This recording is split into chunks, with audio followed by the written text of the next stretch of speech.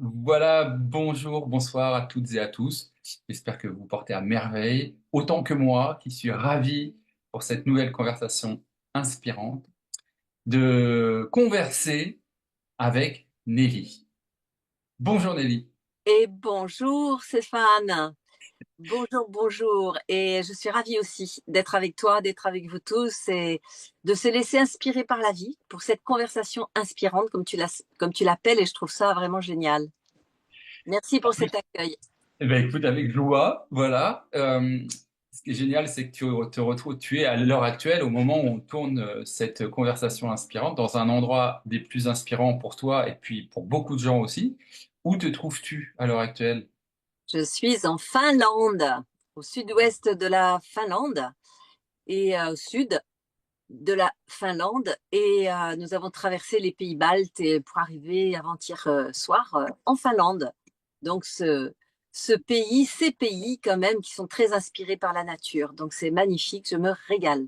Par les élémentaux dont tu me parlais, par les forces de la nature également. Et puis, tu n'es pas dans une ville, hein. Là, tu peux nous dire ce que tu vois à travers la fenêtre? Ah là, nous sommes au bord de mer et il y a des bras de mer, il y a des petits îlots à droite, à gauche, un bateau. Là, et nous sommes carrément sur la plage là, hein. Voilà, c'est un camping-car, camion camping-car et là, nous sommes au cœur de la nature et c'est vraiment superbe. Ouais, Je vous, je vous transmets tout ça à travers mon cœur. c'est reçu. Yeah! Et tu me disais aussi l'importance pour toi de te connecter aux forêts primaires. Je crois qu'il y en a très très peu dans le monde aujourd'hui comparé à toutes les forêts qui peuvent exister à travers le monde sur la planète. Et en Finlande, il y a des forêts millénaires. Oui, elles sont vraiment magnifiques et dans les pays baltes aussi, Lituanie, Estonie, Lettonie, vraiment. Et là, pour l'instant, je vois la même chose ici, peut-être un plus beau encore, encore plus sauvage là. Et ce sont des lieux vraiment avec de nombreux chemins, avec des espaces aménagés pour les campeurs.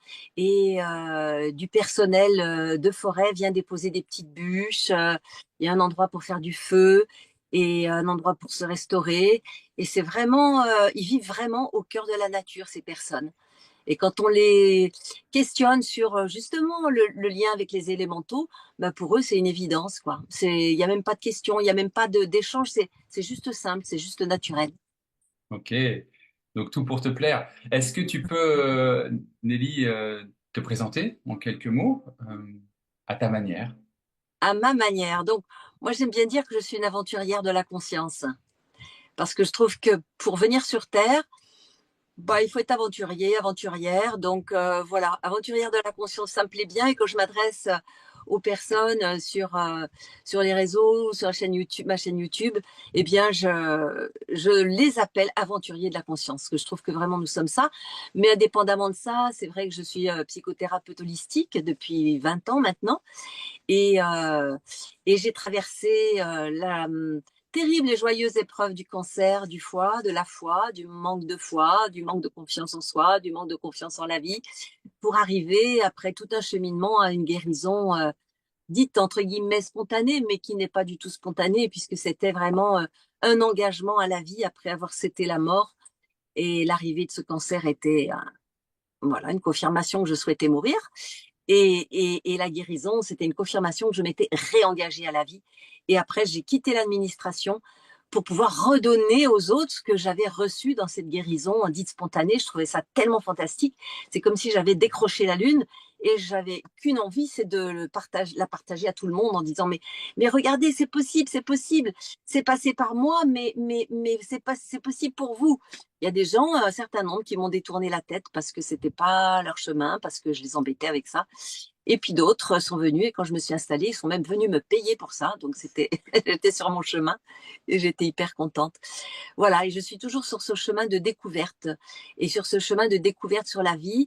Je dirais que j'ai fait beaucoup, beaucoup de découvertes et je pense que je suis pas à la fin de mes découvertes. À chaque fois, je me dis, ah ouais, là vraiment, c'est la cerise sur le gâteau. Ah non, mais là, c'est le kilo de cerise sur le gâteau. Je ne sais pas la prochaine fois ce que ce sera. Donc, c'est vrai que je peux dire un peu mes découvertes rapidement, puis tu verras sur quoi tu as envie de rebondir. En tout cas, moi, je suis une bavarde et je suis suis toujours ravie de pouvoir partager ce que je suis, ce que je sais. Et voilà. Tu disais tu as été, ou tu l'es encore peut-être, dans l'âme psychothérapeute holistique, c'est ça? Oui, Tu as vécu à travers voilà, le cancer dont tu as parlé. Juste avant ça, quel type de femme tu étais? Est-ce que tu te sentais déjà prédestinée depuis ton plus jeune âge, depuis ton enfance, de ton adolescence, à aller vers ce chemin holistique? Parce que pour appeler les aventurières de la conscience, c'est que tu as dû, toi, te mettre dans la peau d'Indiana Jones à un moment donné, quoi. Euh, à partir de quand il y a eu un shift chez toi? Euh, Est-ce que c'est oui. vraiment l'urgence du cancer ou est-ce que ça s'était déjà produit avant? Je crois qu'effectivement, j'ai vécu Indiana Jones avant, tu vois, et que le cancer était juste l'apothéose de ce voyage Indiana Jones. C'est vrai que quand je suis arrivée sur Terre, je me souviens, 2 ans et demi, 3 ans, je regardais autour. J'étais à Berlin puisque mon père était militaire. Je regardais autour et je disais, mais qu'est-ce que je fais là? Mais qu'est-ce que je fais là? Je cherche l'amour, je cherche la beauté et je ne trouve pas et ça me désespérait.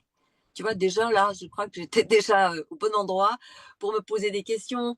Très rapidement, je me suis intéressée à la vie, à l'infiniment petit, à l'infiniment grand. Je posais des questions. Ma mère me disait que j'étais compliquée, mais parce que je cherchais, je voulais comprendre. Et c'est vrai que dans ce monde-là, c'est pas toujours bien accueilli, ce genre de choses. Donc j'ai vécu des rejets, des incompréhensions, et je comprenais pas pourquoi on me comprenait pas. Enfin, c'est une boucle sans fin, jusqu'à un moment donné où je me suis dit bon ben moi j'y arrive pas. J'ai envie de créer de belles relations, de l'amour, de la joie, et j'arrivais pas à créer ça autour de moi. Et j'étais désespérée. Je me suis dit ben voilà, j'ai tout fait ce qu'on m'a demandé de faire dans cette réalité. Un mari, des enfants, un travail, voilà, le chien, le beau chien, le bel aquarium. Et, et ben, je suis pas heureuse. Et donc, comme j'ai tout fait, et j'ai tout fait aussi, hein, eh bien, je peux mourir, puisque j'ai tout coché. Ce que cette société, on va dire, consumériste, nous demande de faire. Et voilà. Donc, j'étais prête à repartir d'où je viens. Sauf Ok. que le cancer m'a réveillée. J'ai dit, oups, là, est-ce que c'est bien ça que je veux? J'ai 2 enfants de 4 ans et 6 ans. J'ai pas envie de leur faire ce sale coup, de plus avoir de mère à leur âge. Et je me suis dit, mais là, il y a quelque chose à faire. Et heureusement, j'ai été très, très bien accompagnée. J'ai fait une très belle formation à ce moment-là. Et on m'a appris à découvrir mes buts de vie et et si j'avais envie de rester sur Terre, pourquoi, et aller vers mes buts de vie. Et là, ça m'a complètement transformée et travailler sur mes émotions, mes pensées, mettre le lien entre notre mental, nos émotions, notre système immunitaire et nos actions. Et là, ça a été un tremblement de terre, quoi. Vraiment quelque chose d'extraordinaire. Tu parles du cancer comme quelque chose qui a été une source de révélation pour toi. Finalement, peut-être même que tu exprimes en toi et envers toi une forme de gratitude pour ce moment parce que c'est ce qui t'a peut-être aidé à laisser émerger ce qui était déjà latent. Et quand on a cette envie de partir que tu as exprimée pendant des années, des dizaines et des dizaines d'années, ne sachant pas ce que tu fais là, et que d'un seul coup, potentiellement, ça peut arriver puisqu'on te donne un diagnostic sur l'instant, est-ce que tu as tout de suite cette résilience en disant, mais non, c'est pas ça que je veux finalement? Ou est-ce que tu dis, OK, c'est arrivé, c'est bon. Il y a quelque chose qui peut-être à un moment donné te fait réagir ou agir dans l'être plus que dans le faire. Déjà, je me suis sentie, d'un seul coup, je me suis sentie mortelle. Et ça, j'avais pas imaginé. J'avais 37 ans. J'avais quand même pas imaginé que je pourrais être mortelle. Merci, même si j'avais des pensées de mort, de suicide, mais je ne serais pas passée à l'action, hein. Le cancer, pour moi, c'était un suicide déguisé, quoi, hein. Hmm. Voilà. C'est bien facile. Je ne serais pas allée chercher ni la corde, ni le poison, ni rien de tout ça. Mais pour moi, c'était l'aboutissement de mes pensées, de mes désirs de mort qui ont fait que j'ai co-créé ce cancer. Mais quand c'est arrivé, je n'ai pas été étonnée. Vraiment pas. C'était une évidence. Et en même temps, il y avait en moi peur de la mort, pas pour moi, mais pour mes enfants, comme je disais tout à l'heure. Et en même temps, à l'intérieur de moi, il y a une petite voix qui disait, tu vas vivre quelque chose de grand. Tu vas vivre quelque chose de grand. Ça a dû te donner du courage. Et je me disais, mais c'est quoi ce truc? C'est complètement tordu. Maintenant, je sais que beaucoup de malades du cancer sont presque soulagés d'avoir un cancer parce ça va leur permettre de changer leur vie alors qu'ils n'ont pas eu le courage de le faire avant. Donc, tu penses que pour toi, cette transmutation, ce changement de vie dont on espère, dont on rêve toute sa vie, quand on a trop peur peut-être, on a trop de doutes, on a trop de saboteurs qui font qu'on ne passe pas à l'action, pour certaines personnes en tout cas, tu nous dis là que la maladie vient potentiellement réveiller, secouer le cocotier. À Tout à fait. 37 ans, tu étais dans quel job? T'étais dans quel job, par exemple? J'étais Dans assistante quoi sociale au conseil général et j'étais responsable d'un secteur et j'allais rencontrer les personnes à domicile pour toutes les situations de Ok. vie, voilà, de la naissance à la mort et voilà. Donc c'était un métier super intéressant parce que ça m'a mis les pieds sur terre là. Tu vois, moi qui étais peut-être un petit peu pas là, quoi, pas envie d'être là, mais au moins ça m'a mis les pieds sur terre à rencontrer des personnes avec leurs difficultés de vie et voilà. Mais il y avait une autre petite question que tu commençais à me poser là juste avant, et je m'apprêtais à te répondre. Ok. Et c'était laquelle? Ah ben c'est justement ça que je voudrais que tu me dises. Eh ben, écoute, en revisionnant, parce que alors moi, ça sort comme ça, et des fois, Oui, je réfléchis même pas, je les note même pas, mais ça, elle reviendra, je le sens, dans la conversation. Euh, Ce que j'avais envie, voilà, je te demandais dans quel job tu étais à 37 ans, qu'est-ce qui a fait qu'à un moment donné, tu reçois ce diagnostic, finalement, tu me dis que tu as peur plus pour tes enfants que pour toi, il y a cette voix qui vient te dire, tu vas vivre quelque chose de grand, et là, je te dis, mais peut-être que ça t'a donné du courage pour traverser ce que tu avais à traverser, justement de te dire, il y a peut-être quelque chose de grand qui va sortir de cette expérience. oui, ça m'a interpellé quand même ce message-là. Ça m'a interpellé. Et là, je me suis dit, quoi qu'il se passe, parce qu'à un moment donné, ils hésitaient, cancer, pas cancer. Il a fallu aller voir voilà, plusieurs services, etc., plusieurs lieux, Paris, Bordeaux, Toulouse. Et d'entendre ça intérieurement, je me suis dit, là, quoi qu'il se passe, je vais faire un travail sur moi. Parce que là, je me disais, je vais trop loin, quoi. Hmm.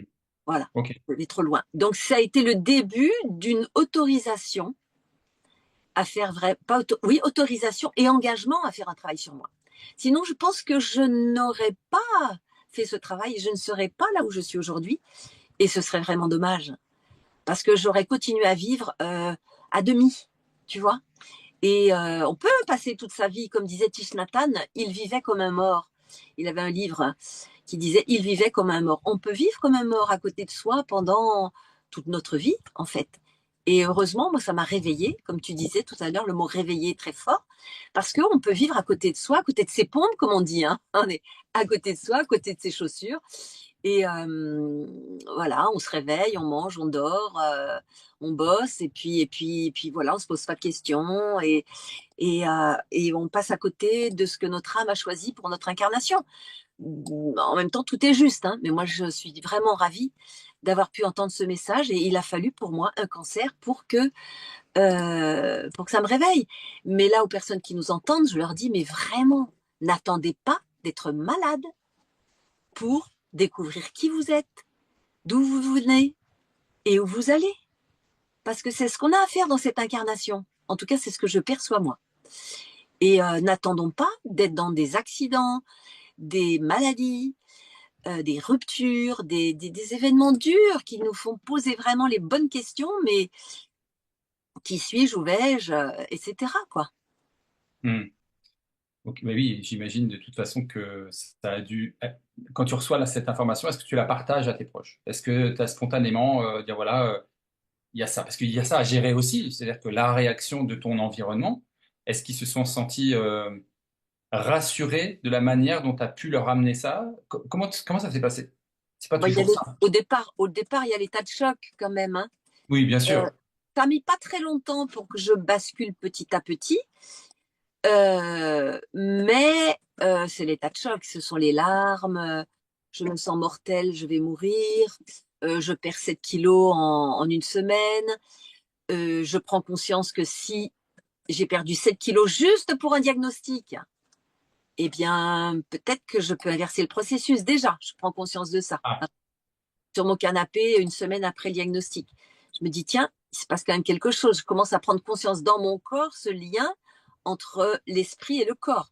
Puisque je perds 7 kilos, je suis épuisée, j'ai plus envie de manger. Je me dis, tiens, c'est juste, qu'est-ce qui me met dans cet état-là? Et je prends conscience que c'est juste un diagnostic. Donc déjà, mon travail personnel, il commence là.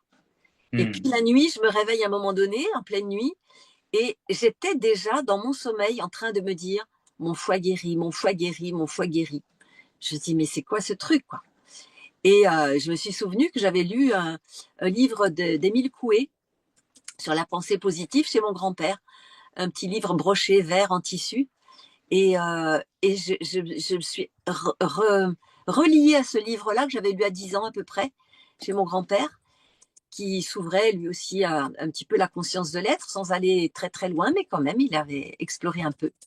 Et donc, mon entourage a été très, pour répondre à ta question, très entourant, on va dire, voilà. Très aimant, très entourant, accompagnant. Voilà, ça a été indirectement une manière de recevoir de l'amour. Dans les Ouais, je vois. bénéfices secondaires liés à la maladie, ça en faisait partie.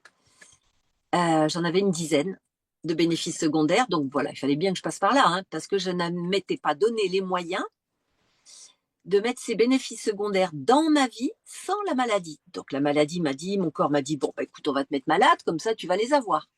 Comme pouvoir m'occuper davantage de mes enfants parce que j'étais en arrêt maladie, recevoir l'amour et l'attention de mes proches, m'autoriser à faire le travail sur moi en profondeur, psychologique et spirituelle, me donner du temps pour aller dans la nature, où il m'arrivait des choses assez étonnantes que je découvrais, écouter ma petite voix, enfin, il y en avait 10. Tout ça, je ne le faisais pas avant. Et c'est la maladie qui m'a ouvert à ça. Donc, alléluia, quoi.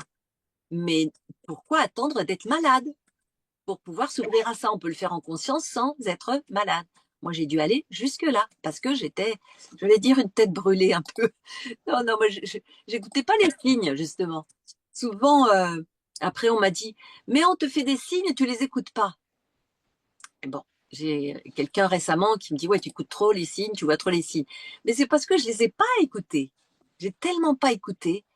J'ai tellement été, comment dire, en réaction et en opposition que ben là, il a fallu quand même que ça frappe très fort sur la table pour me dire, bon là, tu vas mourir. Si tu veux pas écouter, tu vas mourir. Et là, quand même, ça m'a arrêté. Et j'ai dit non. Ouais. Finalement, non. Ben non, j'ai pas envie de faire ça. D'autant que tu étais dans un travail où peut-être que tu étais confronté sûrement à la misère sociale, aux gens c'est difficile, où tu as besoin de beaucoup, toi, de résilience, de détachement par rapport à tout ce que tu vis à travers ces familles-là, à travers ton job à ce moment-là. Et pour autant, ça t'a pas... Parce que ça aurait pu aussi te réveiller, ça. Ouh là là, j'ai pas envie non plus, moi, de passer par là. Ou... est-ce que tu as fait un lien entre...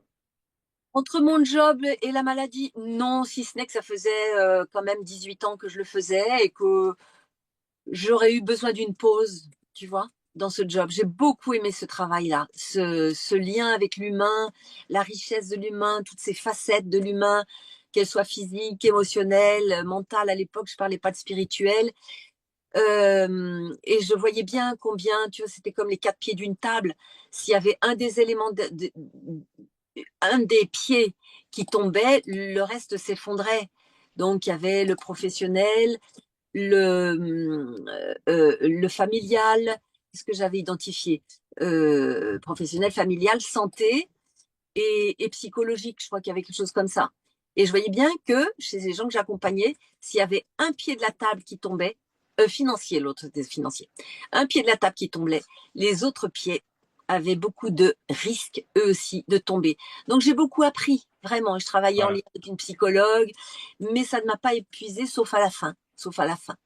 Et c'est vrai que beaucoup de professionnels de la relation, que ce soit dans la santé, dans le social, dans l'éducation, arrivent à un moment donné à un burn-out, même s'ils adorent leur métier. Souvent, ce sont des métiers de cœur, mais un burn-out parce que c'est pas humain de bosser comme ça autant d'heures avec des personnes pendant autant d'années. On a besoin de souffler, quoi. On a besoin d'aller vers soi.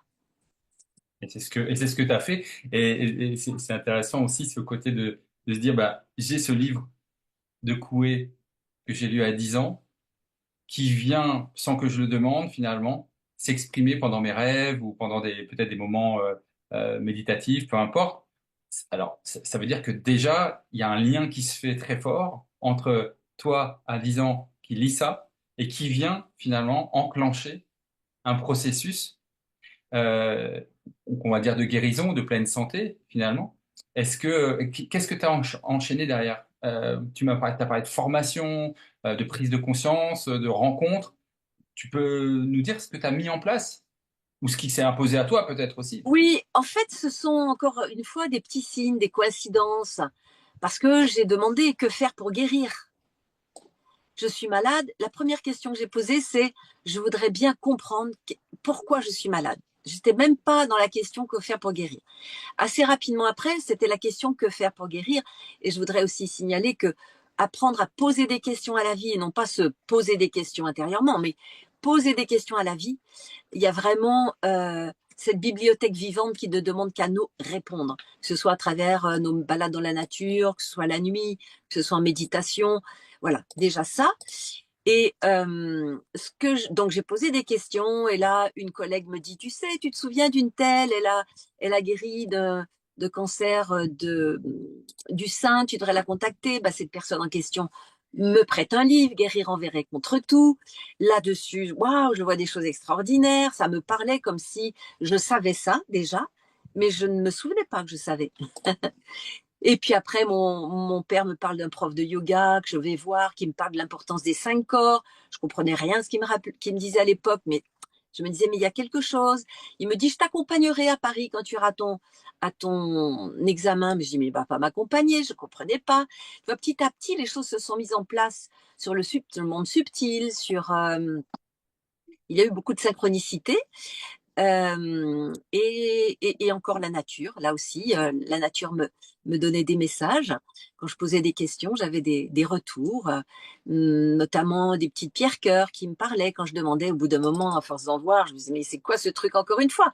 À chaque fois, j'étais un peu, comment dire, je repoussais. Je me disais, mais c'est pas possible. Et puis, intérieurement, c'était, on est là. Et confiance. Hmm. Ne te retourne pas. Avance. Et ne te retourne pas. Et j'avais conscience que j'étais à ce moment-là, c'est pas les pierres qui me disaient ça, et encore que, mais que j'étais accompagnée par soit ma conscience supérieure, soit les guides, soit la source, soit, enfin, quel que soit le nom qu'on leur donne, on donne, mais en tout cas quelque chose de au-delà de mon petit moi physique, on va dire. Go. Au-delà de mon petit moi physique, il y a toutes ces autres dimensions qui sont en lien avec ce que je suis, mais qui sont aussi dans toutes les autres dimensions.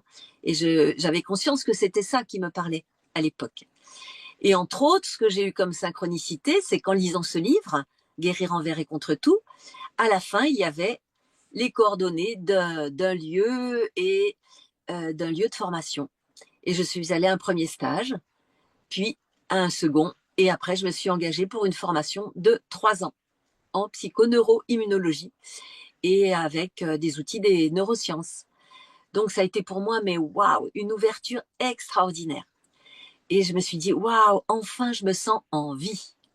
Et ça me Voilà. donnait des envies de vivre. Hmm. Donc avec des outils de transformation. Au niveau de la guérison, bah, c'était des visualisations créatrices de guérison 3 fois par jour, où j'imaginais mon foie en train de guérir en imaginant un soleil au niveau de mon plexus solaire et mes nodules hépatiques comme des glaçons qui fondaient grâce à ce soleil intérieur. À l'époque, j'étais pas consciente que ce soleil intérieur, c'était ce soleil de la source d'où je viens et que j'étais en connexion avec le soleil central de la source d'où nous venons tous. Mais rien que de le solliciter, bah, ça a fait son travail. Et après, je sollicitais ma sagesse intérieure que je voyais venir d'un horizon lumineux et je lui posais des questions. Est-ce que je vais guérir? Oui, tu vas guérir. Qu'est-ce que je dois faire pour guérir? Aimer, manger, jouer. Quoi? Qu'est-ce que ça veut dire? Aimer parce que je ne m'aimais pas suffisamment. Jouer parce que ma vie était beaucoup trop sérieuse. Je voulais être une bonne professionnelle, bonne épouse, bonne mère de famille, bonne fille, etc. Je m'épuisais. Et, euh, et manger, je mangeais très mal. Beaucoup de viande, pas de légumes, très peu de légumes et très peu de fruits. Et pas de fruits, pardon. Très peu de légumes et pas de fruits. Et par contre, les petites viennoiseries me plaisaient bien, les bonbons aussi. Donc tout ça, il y a eu un avant et un après. J'ai tout arrêté ce que j'ai eu conscience d'abîmer mon corps et mon être. Et j'ai investi à fond sur ce qui allait faire du bien à mon âme et à mon être et donner du sens à ma vie ici, dans cette incarnation. On peut dire le chemin de guérison, mais on peut dire aussi que tu as guéri le chemin, enfin le chemin que tu avais entrepris d'une certaine manière, parce que quand je t'entends, ce que tu mangeais, la manière dont tu vivais, tu devais générer des hormones de stress inconsciemment, mais en veux-tu, en voilà.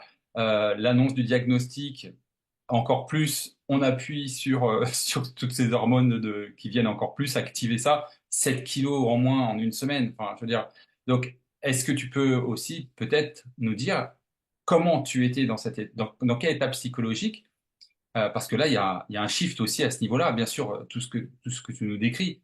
Mais comment tu étais intérieurement à partir du moment où tu enclenches et que ces voix viennent te rassurer? Dans quel état, dans quelle énergie émotionnelle tu es à ce moment-là? Je passe par des petits moments hein, comme ça, là, mais émerveillée, étonnée, en joie. Et c'est là où j'ai pris conscience que jamais je n'avais été dans une aussi belle forme que là, alors que j'avais un Waouh. diagnostic. Et j'ai pris conscience que depuis ma naissance, j'étais fatiguée. Et que là, je sentais la joie, la légèreté. Bon, parce que Mhm. je faisais un travail sur moi. Cette formation, c'est un travail personnel. Hein. Et en plus, je faisais une psychanalyse 2 fois par semaine. Donc, j'étais à fond dans, euh, dans le travail intérieur et spirituel.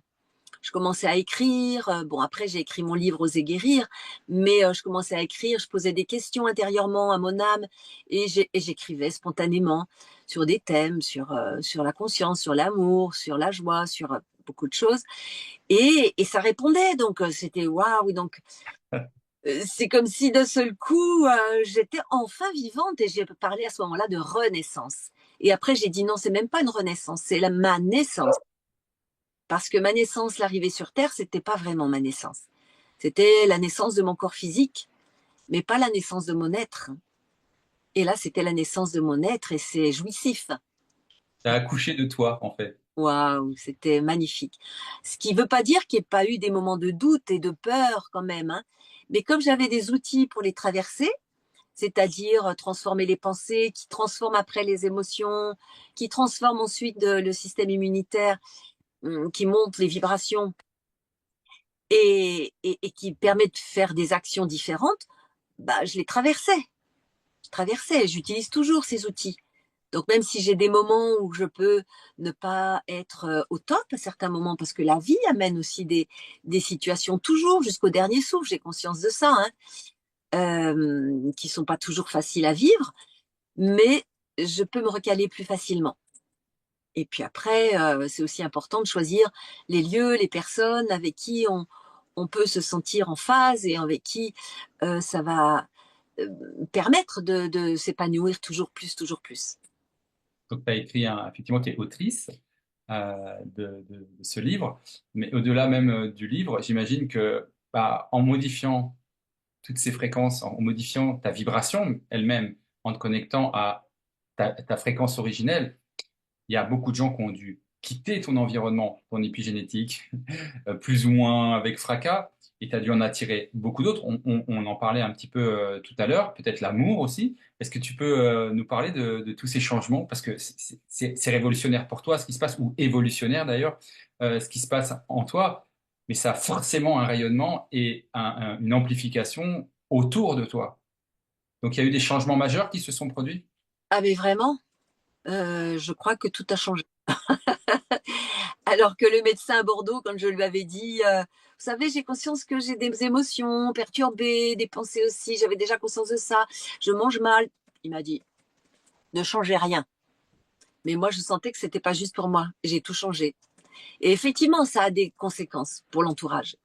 Parce que l'entourage ne nous reconnaît pas, ne me reconnaissait pas. J'étais la petite Nelly réservée et je devenais la Nelly qui, petit à petit, ça s'est pas fait du jour au lendemain, hein, mais petit à petit, qui s'ouvrait au monde, qui faisait des choses qu'elle faisait pas avant, qui disait qui parlait de ses buts de vie, de ses besoins. Parce que la première fois que mon accompagnatrice m'a demandé quels sont tes besoins, Nelly, je croyais qu'elle parlait chinois, j'ai rien compris. Tu Wow. vois, j'étais très loin, hein, vraiment, hein, très, très, très loin. Et donc, oui, quand je commence à parler de mes besoins, à ce moment-là, bah, ça gêne, forcément, parce qu'enfin, Nelly s'exprime. Elle demande des choses qui correspondent pas à ce qu'elle demandait auparavant ou ce qu'elle vivait auparavant. C'est vrai que ça fait du ménage.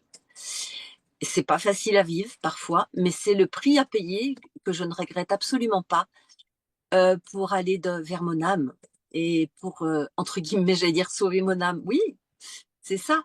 Et oui, ben, j'en ai perdu mon couple dans l'histoire parce que mon ex-mari m'a dit à ce moment-là, là où tu vas, je ne peux pas t'accompagner. Hmm. Parce que moi, j'avais ouvert une porte, mais derrière cette porte, il y en avait 7. Et je me dis, mais je vais les ouvrir et je sais maintenant que derrière ces 7 portes, il y en avait 49 et c'est exponentiel.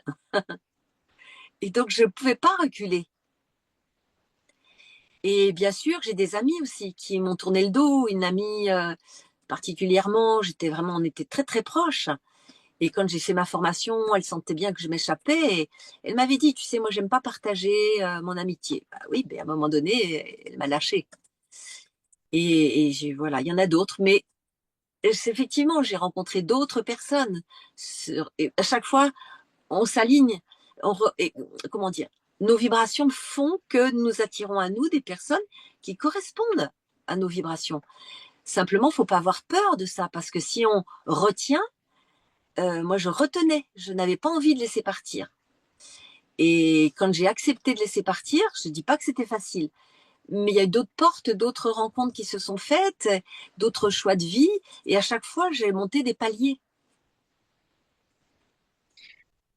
Alors, toutes les personnes avec qui ça a été douloureux de se séparer et avec qui tu avais une amitié de très longue date, est-ce que depuis vous avez pu vous reparler? Est-ce que il y a eu des contacts qui se sont établis? Est-ce que eux-mêmes ont évolué ou vraiment c'était vraiment terminé et Ouais, ça s'est vraiment non, terminé. terminé. Ouais, ok. Ouais. Même au niveau familial, hein. Ça s'est présenté même au niveau familial. Ouais, même au niveau familial. Ça a été très dur au niveau familial, parce que moi, je suis quelqu'un qui, voilà, qui idéalisait la sphère familiale. Et j'ai mis beaucoup d'énergie à vouloir créer du lien, de l'amour. Et une personne de ma famille a dit à une amie, Nelly, elle veut créer de l'amour et du lien. Donc, il savait bien ce que je souhaitais. On veut lui prouver l'inverse. J'étais dévastée quand on m'a dit ça. Dévastée. Mais parce que j'ai compris pourquoi aussi. J'étais tellement sur ce chemin d'amour, amour paix lumière, tu vois, un peu New Age aussi, hein, quand même. Voilà, qu'il suffit d'être dans l'amour pour que les choses changent. J'ai compris depuis que sur cette terre où l'amour n'est pas encore du véritable amour, bien, il suffit pas d'être dans l'amour, parce que si les personnes en face sont pas sur cette même vibration et sont pas forcément intentionnées de la même manière, bien, ça va être très difficile de pouvoir créer un lien d'amour, vraiment. Donc, j'ai appris à ça, j'ai appris de ça. Et pour des personnes de ma famille, j'ai appris aussi à dire intérieurement, ben, je t'aime tant que je te laisse partir. Quand j'ai pris conscience que j'étais sur ce chemin d'amour pour moi-même, pour les autres, et créer du lien, comme je me l'étais dit à 2 ans et demi, 3 ans, je veux de l'amour et de la beauté. Et ça, c'est mon côté ascendant taureau qui veut ça, et mon côté lion aussi aime la beauté, le rayonnement, et voilà, c'est dans ce que je suis. Et quand je me suis rendu compte que je n'arrivais pas à créer ça, je me suis dit, ben oui, la leçon, elle est dedans, ça. C'est que tu n'arrives pas à le créer dans ta famille, mais c'est pour que justement, est-ce que tu vas leur en vouloir? Est-ce que tu vas avoir de la haine pour eux? J'ai failli à un moment donné, je l'ai senti à un moment donné que, en parlant de cette personne qui me faisait du mal, je souffrais. Eh bien, je sentais la haine qui montait de mes pieds jusqu'à mon cœur. Et j'ai dit, ah non, non. J'ai mis la main en avant et j'ai dit non. J'ai dit non à l'ombre, j'ai dit non à, je pourrais dire d'autres noms, hein, mais j'ai dit non à cette tentation d'être dans la haine parce que je souffrais. Et j'ai dit non. J'ai compris que c'était une tentation qui m'était faite, hein, comme Jésus dans le désert. Hein, il est tenté 7 fois. Et au moment où, à la 7e fois, il dit non aux tentations, c'est là où on entend les anges de Jéricho avec leurs trompettes qui, euh, qui retentissent dans le désert, parce que waouh, il a réussi à passer les 7 tentations. Et j'ai pris conscience de ça, que c'était une épreuve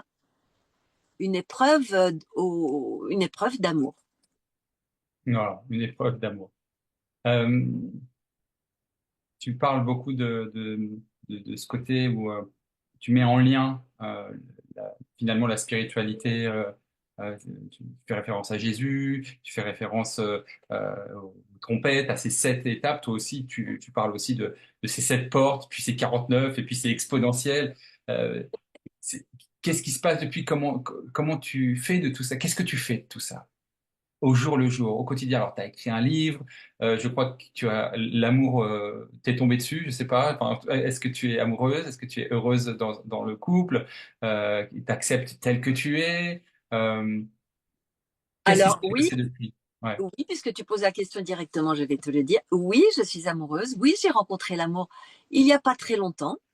Ça se construit et je me rends compte que c'est pas simple non plus, parce que nous venons à chaque fois d'endroits différents, d'expériences différentes, et ça demande à s'ajuster.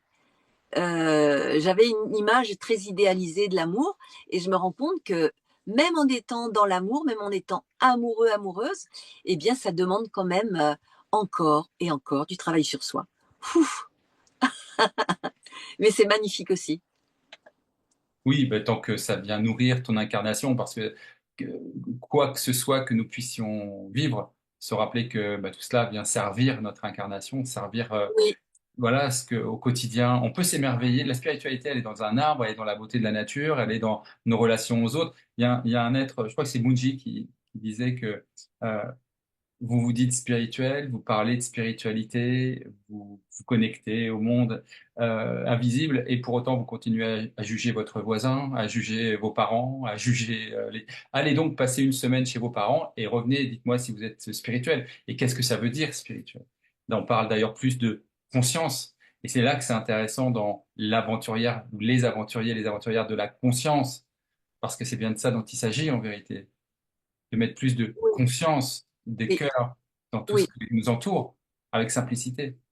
Oui, c'est ça. Et c'est pour ça que pour moi, la conscience, elle est partout, quoi. Elle est dans une feuille, elle est dans une mare d'eau, elle est dans le tronc d'un arbre, elle est dans les pierres. Quand je vois des formes particulières, c'est comme si elles venaient me parler. Elles sont dans les rencontres, elles sont tous ces petits mouvements, tout est là à chaque instant, quoi. À l'intérieur, à l'extérieur, les sensations du corps, les émotions, tout est là, tout est. Et j'aime bien ce mot conscience. C'est vrai qu'avant que je parlais de plus de spirituel ou spiritualité, et j'ai compris que c'était galvaudé et que ça avait été beaucoup utilisé par le.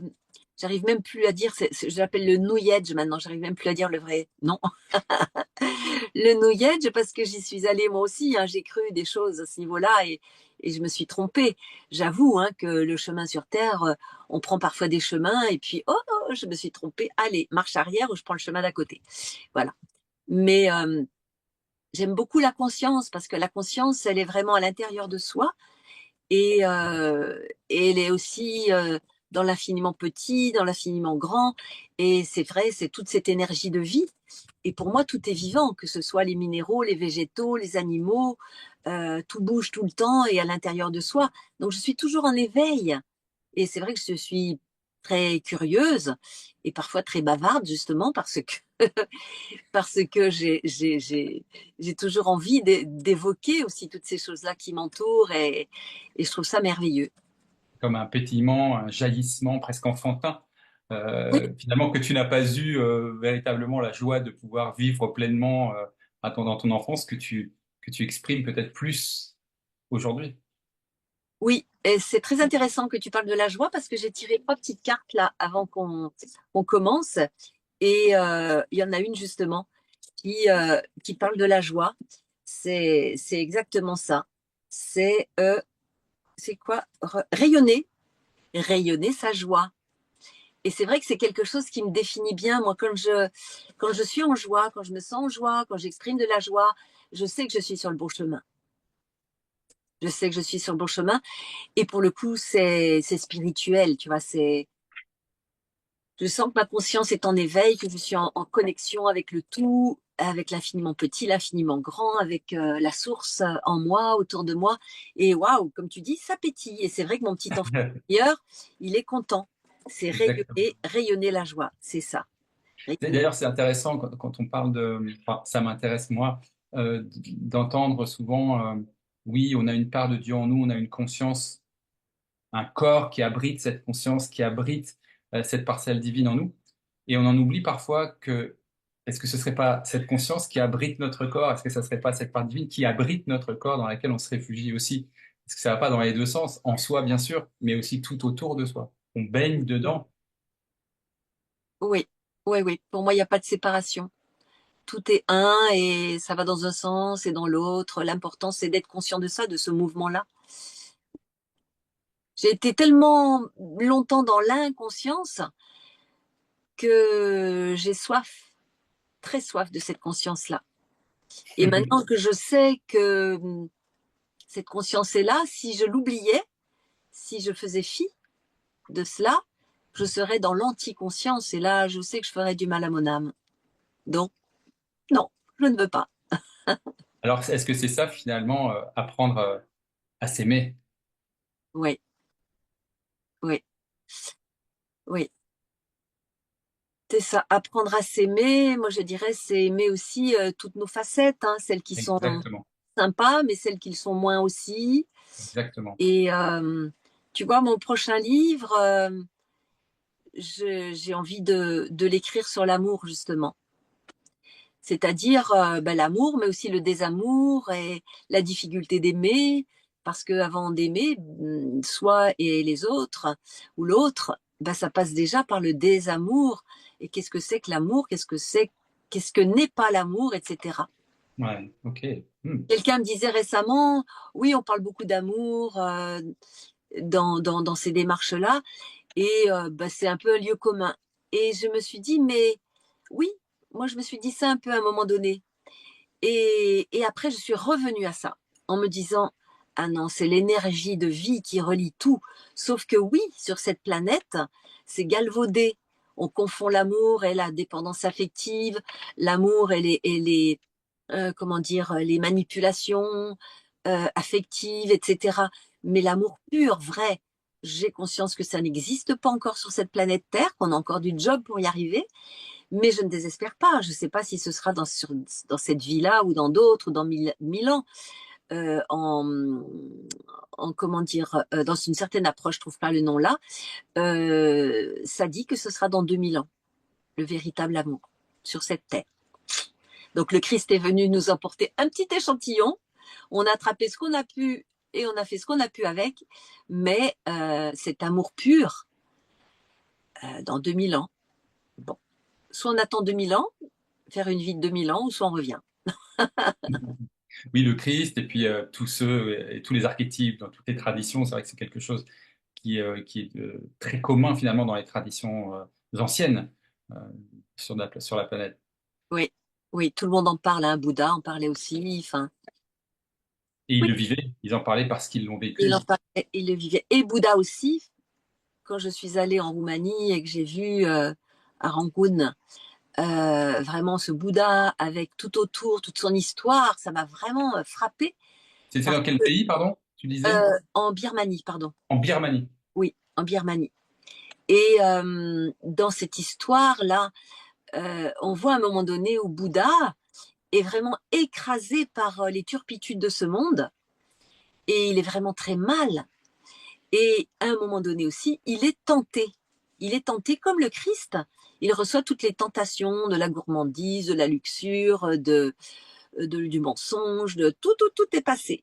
Et à chaque fois, non seulement il a dit non à ça, mais il a accepté que ce monde-là soit avec ses souffrances, puisque lui il sortait de son palais et il a été extrêmement touché par les souffrances de ce monde quand il a eu, je sais pas, quand il est devenu adulte et qu'il est sorti de ce palais.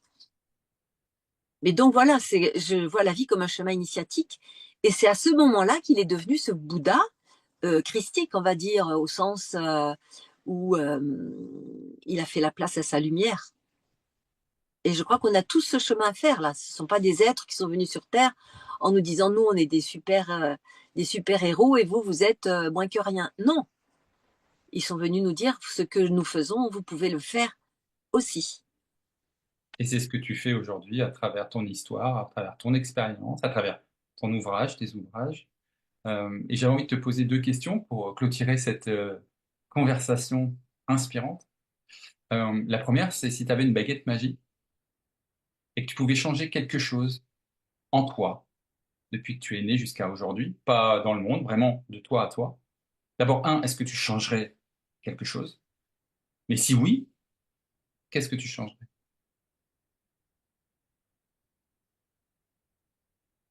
Si je regarde le chemin que j'ai fait depuis toute petite et comme je mets du sens sur tout ce que j'ai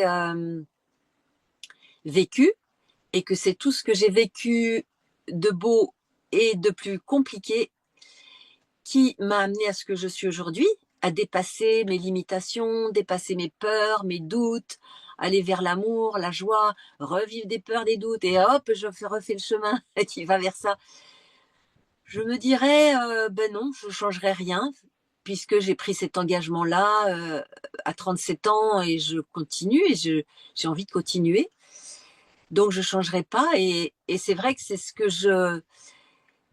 j'ai envie aussi de transmettre dans mes accompagnements, tu vois. C'est pas que mon chemin, ça me porte même dans mes accompagnements, qu'ils soient individuels ou collectifs. Très bien. Merci pour cette réponse, ta réponse.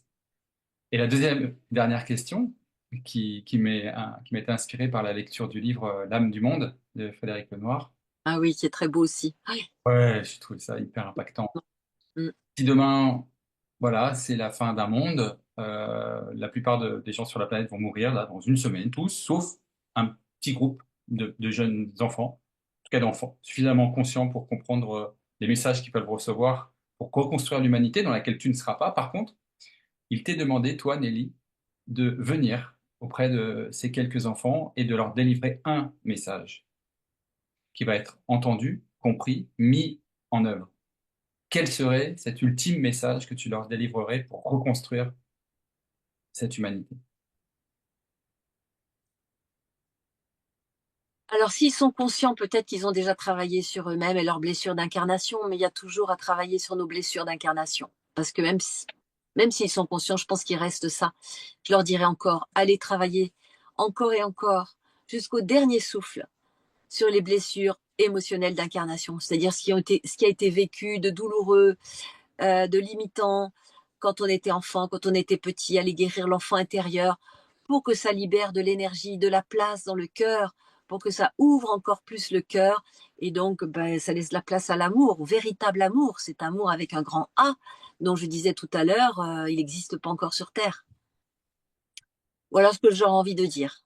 Et c'est Ok, pour donc ça que je continue ce chemin de m'accompagner et d'accompagner les autres sur ce chemin de guérison de cet enfant intérieur et pour amener plus de conscience sur un plan spirituel, émotionnel, etc., etc. merci infiniment. On va clôturer là-dessus, sur douces et justes paroles qui t'appartiennent et qui finalement nous connectent encore une fois à l'ouverture du cœur parce que dans ce que j'entends finalement dans ce dernier message, c'est continuer à ouvrir votre cœur, continuer à l'activer et à répandre cette belle énergie en vous et tout autour de vous. Euh, Et oui, on a si, juste ça à faire.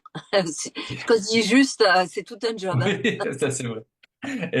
Nelly, si, il y a des gens qui vont regarder cette vidéo, qui vont se dire, j'ai envie d'en savoir plus sur Nelly, j'ai envie de la contacter.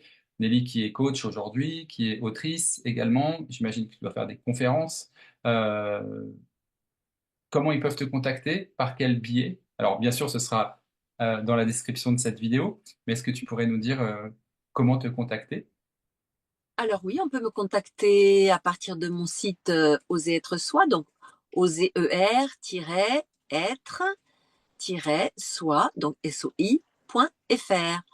On peut aussi me contacter sur les réseaux sociaux, donc Instagram, Facebook, Oser être soi sur Instagram, Oser être soi Nelly Kiel, Facebook c'est Nelly Kiel et Oser être soi.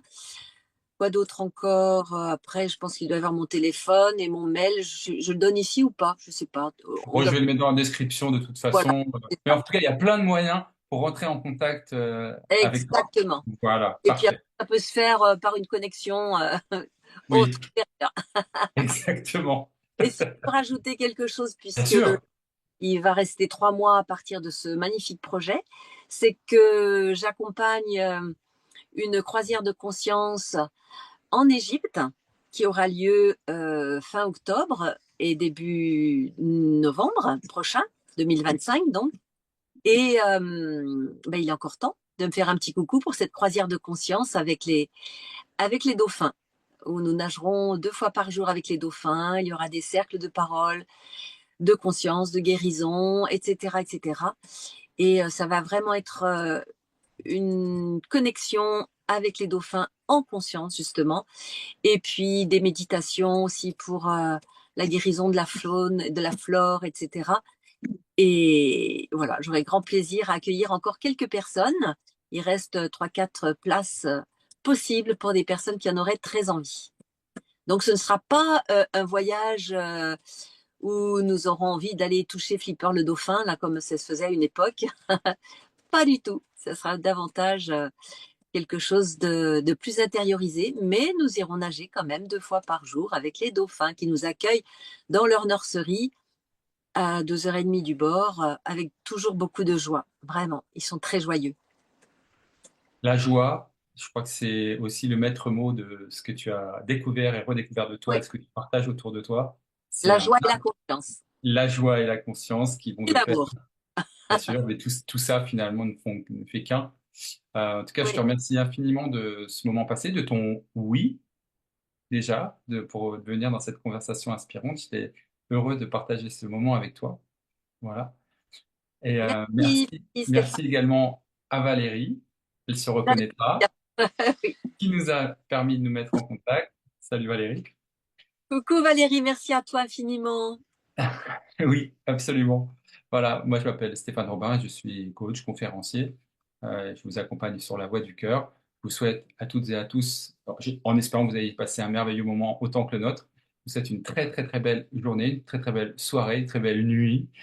Peu importe à quel moment vous regardez ça, j'espère simplement que ça a pu toucher euh, votre cœur. Je vous souhaite un bon moment, je vous souhaite d'être heureux et je vous dis à bientôt pour une prochaine conversation Hum, inspirante. Merci à toi Stéphane et merci à tous pour ce beau Salut moment Nelly. passé ensemble. Parce que même si je ne vous ai pas vu, je vous perçois là. Donc merci infiniment. À très bientôt d'une manière ou d'une autre. À bientôt. Ciao, ciao. Ciao.